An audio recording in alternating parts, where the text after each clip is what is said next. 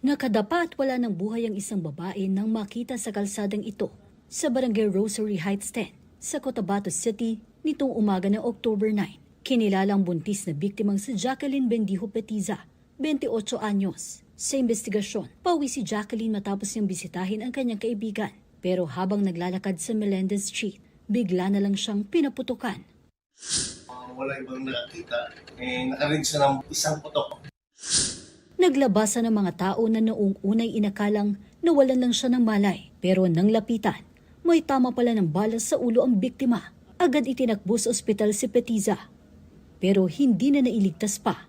Na-recover naman sa crime scene ang isang basyo ng caliber 9mm na baril sa paunang investigasyon na pag-alamang hindi kasalang biktima. Kabilang ito sa mga anggulong kanilang iniimbestigahan. Sa investigation namin is crime of passion. So doon kami nakatutok ngayon. Kasi buntis nga pala ito yung biktima.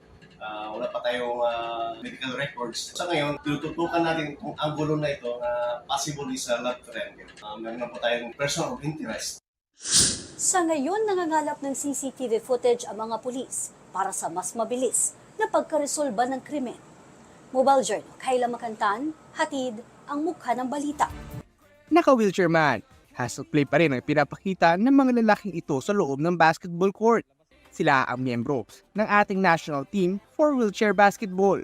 Noong 2023 ASEAN Para Games nga, nakapag-uwi sila ng silver medal sa sport na ito. Hindi lang siya yung for fun and rehabilitation. It is also very competitive. It's a Paralympic sport na rin talaga.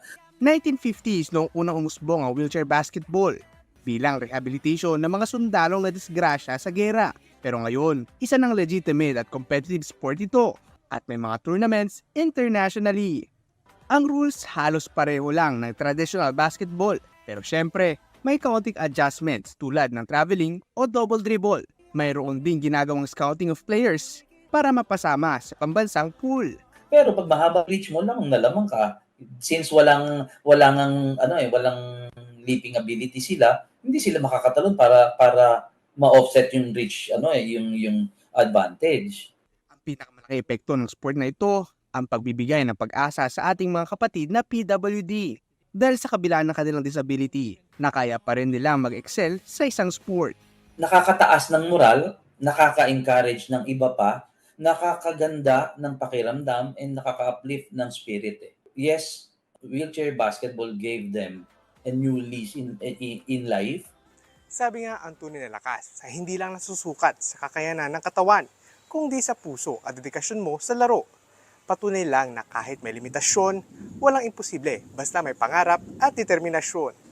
Mobile Journal, Ivan Taringki po, hatid ang mukha ng balita. Mga bulaklak, anime characters, landscape, at marami pang iba. Ito ang mga mural na likha ni Hana mula sa Quezon City. 3 taong gulang pa lang, namulat na si Hana sa makulay na mundo ng pagguhit. At nagamit niya pa nga ang hobby na ito para makakuha ng pang-tuition sa kanyang pag-aaral. Ang una niyang racket ay noong 2015 nang kinumisyon daw siya ng kanyang kaklase na magpinta sa pader ng isang burger shop.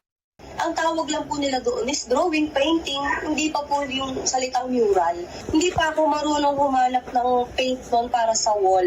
At dito nagbunga ang kanyang pagiging mural artist pero as part-time pa lang. Dahil pagtapos niya ng kolehiyo, pinasok niya muna ang pagiging call center agent. Yun nga lang, hindi naging maganda ang tahak ng kanyang buhay. Kaya taong 2021 ay binalikan niya ang kanyang artistic roots. At heto na siya, trending at tinatangkilik. Kaya doon po ako nag-continue talaga na ito na talaga siguro yung makakatulong sa akin. Kasi noon pa man tinutulungan na ako nito eh. Depende sa laki at disenyo na gusto ng customer. Umaabot sa isang araw hanggang 1 linggo ang paggawa ng mga ito. Ang price range naman ay umiikot sa 30,000 pesos pataas at assurance niya mula materyales hanggang sa labor. Sulit daw ang kanyang serbisyo. Sa layo na ng narating niya bilang artist mula noong bata siya, natutunan niya ang kagandahan ng pag-take ng risk para sa pangarap ng magandang buhay. Lakasan nyo lang po yung loob nyo, i-showcase nyo lang po yung talent nyo. Kasi sa panahon po ngayon, yung pagiging mahiyain po, wala po talaga diyang kinikita at napapala.